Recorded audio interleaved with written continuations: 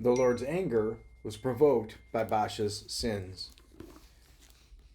Elah, the son of Baasha, began to rule over Israel in the 26th year of King Asa's reign in Judah. He reigned in the city of Tirzah for 2 years. Then Zimri, who commanded half of the royal chariots, made plans to kill him. One day in Tirzah, Elah was getting drunk at the home of Arza, the supervisor of the palace. Zimri walked in and struck him down and killed him. This happened in the 27th year of King Asa's reign in Judah. And then Zimri became the next king. Zimri immediately killed the entire royal family of Baasha, leaving him not even a single male child. He even destroyed distant relatives and friends. So Zimri destroyed the dynasty of Baasha as the Lord had promised through the prophet Jehu. This happened because of all the sins Baasha and his son Elah had committed.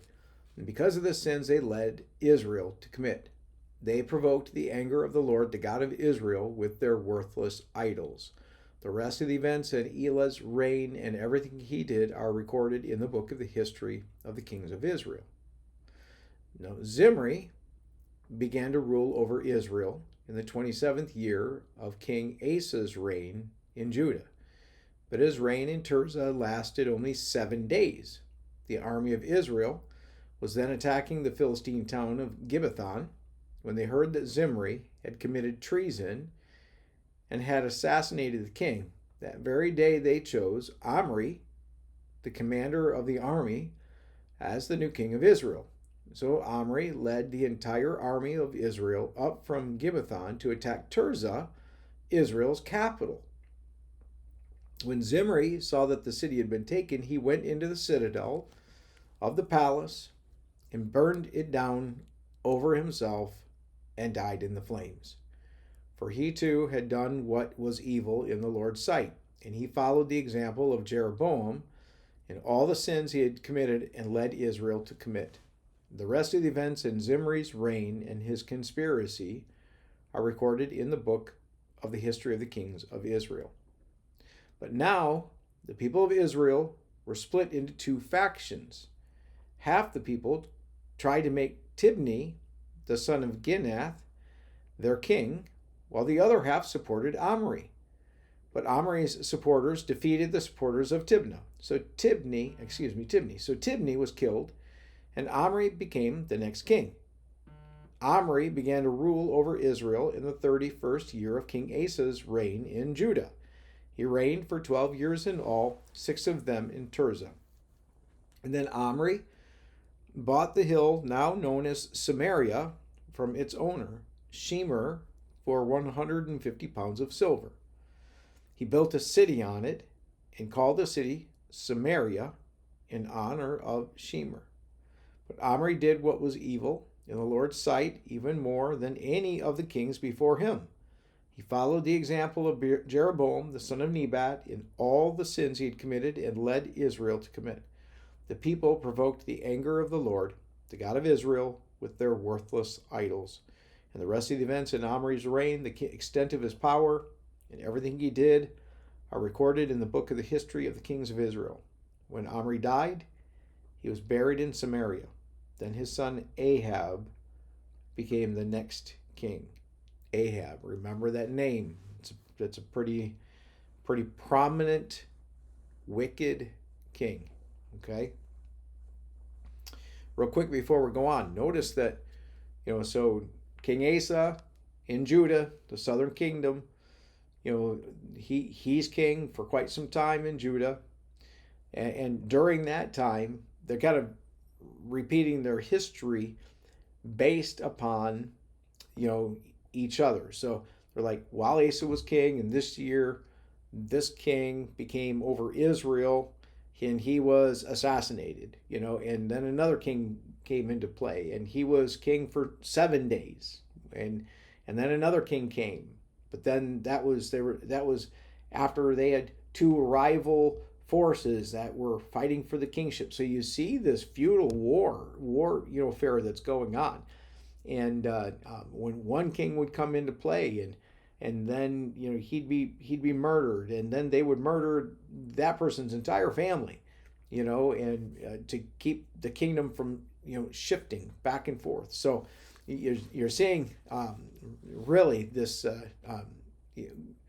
terrible demise that's happening with Israel, especially in the north.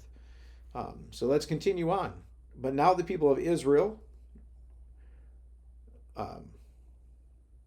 we're at Ahab now. 1 Kings 16:29. Ahab, the son of Omri, began to rule over Israel in the 38th year of King Asa, his reign in Judah. And he reigned in Samaria 22 years. But Ahab, the son of Omri, did what was evil in the Lord's sight, even more than any of the kings before him.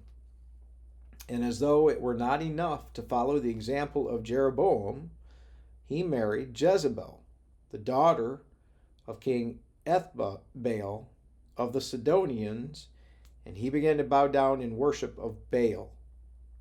First Ahab built a temple and an altar for Baal in Samaria.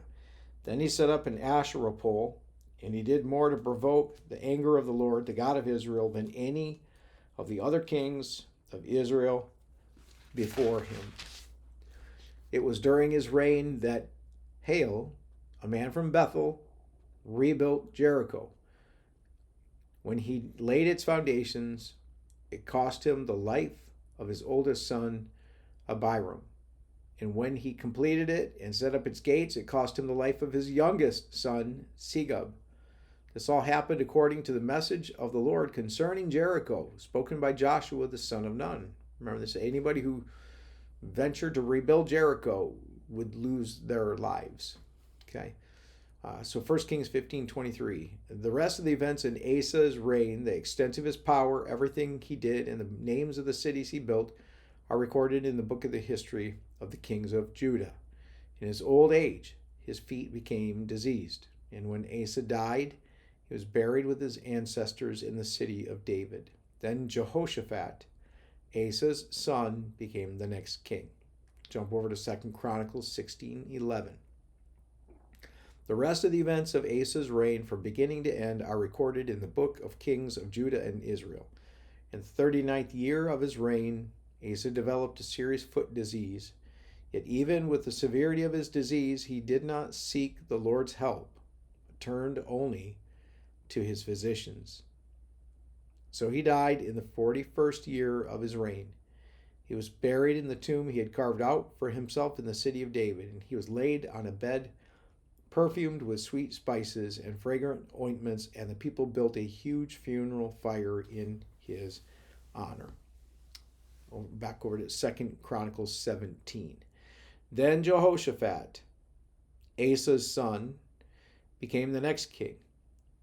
He strengthened Judah to stand against any attack from Israel. He stationed troops in all the fortified towns of Judah, and he assigned additional garrisons to the land of Judah and to the towns of Ephraim that his father Asa had captured.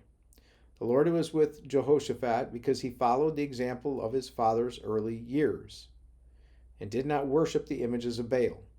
He sought his father's God and obeyed his commands instead of following the evil practices of the kingdom of Israel. So the Lord established Jehoshaphat's control over the kingdom of Judah. All the people of Judah brought gifts to Jehoshaphat, so he became very wealthy and highly esteemed. He was deeply committed to the ways of the Lord. He removed the pagan shrines and Asherah poles from Judah. In the 3rd year of his reign, Jehoshaphat sent his officials to teach in all the towns of Judah. Underline that. That's a pretty big deal. Check that out again. 3rd year of his reign, Jehoshaphat sent his officials to teach in all the towns of Judah. These officials included Ben-Hail, Obadiah, Zechariah, Nathanael, and Micaiah. He sent Levites along with them, including Shemaiah, Nethaniah, Zebediah, Asahel, Shemiramoth, Jehonathan, Adonijah, Tobijah, and Tobadonijah. He also sent out the priests Elishama, and Jehoram.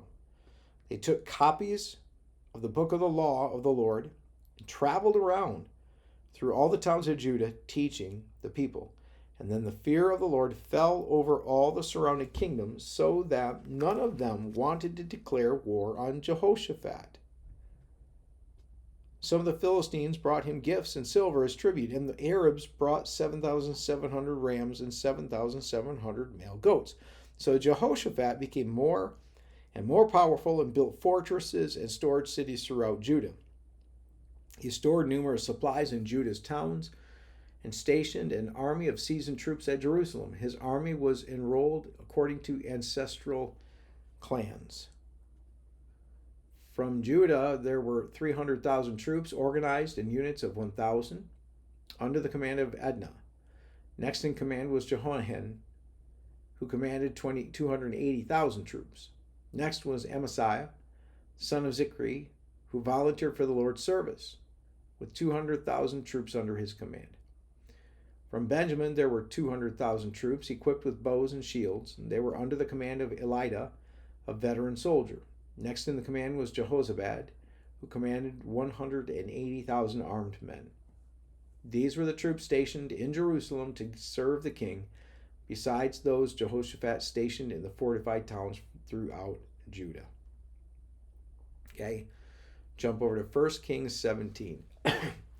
Now Elijah, who was from Tishbe in Gilead, told King Ahab, "As surely as the Lord, the God of Israel, lives, the God I serve, there will be no dew or rain during the next few years until I give the word." And then the Lord said to Elijah, "Go to the east and hide by Kerith Brook, near where it enters the Jordan River. Drink from the brook and eat what the ravens bring for you, for I have commanded them to bring you food." So Elijah did as the Lord told him and camped beside Kerith Brook, east of the Jordan. And the ravens brought him bread and meat each morning and evening, and he drank from the brook. But after a while the brook dried up, for there was no rainfall anywhere in the land. Okay, and so we have a new character on the scene. We have, Elijah, shows up. We're going to see what's happening here is the kings, right? They're fluctuating. Some are good. Some are following God. Majority of them, evil, not following God. And we see the consequences that keep trickling down. They keep, finding themselves in the nation. Okay, we see some serious things happening. And so now, we're enter into the mix is Elijah. Okay, and so we're gonna read more about him in the days to come. And so some good things to learn. Again, we want to try to keep that 10,000-foot view and understand the impact that sin has. And no matter who you are, the impact of sin is real. But the impact of righteousness is powerful as well. Look at what happened with Jehoshaphat, right? Commits his way to the Lord. They're serious about it. And he makes the decision they're going to go and they're going to travel all throughout Judah, teaching people the word of God. And because of that, look what happens. He gains favor from the surrounding nations. It's just an incredible thing. Friends, that is a huge reminder. Like when you walk in righteousness, you walk in God's ways, God will bless you and give you favor. I believe that 100%. And so keep walking in his ways. All right, well, God bless you. So glad that you could join me. Sorry I had to break this up into two recordings. My battery died partway through. I didn't realize that it wasn't plugged in. But we jumped right in and picked it back up. So thanks so much for journeying with me through this today with part 1 and part 2. Tomorrow we'll be back, and I'll do my best to make sure that I've got a full battery. All right. Well, God bless you. Have a great day.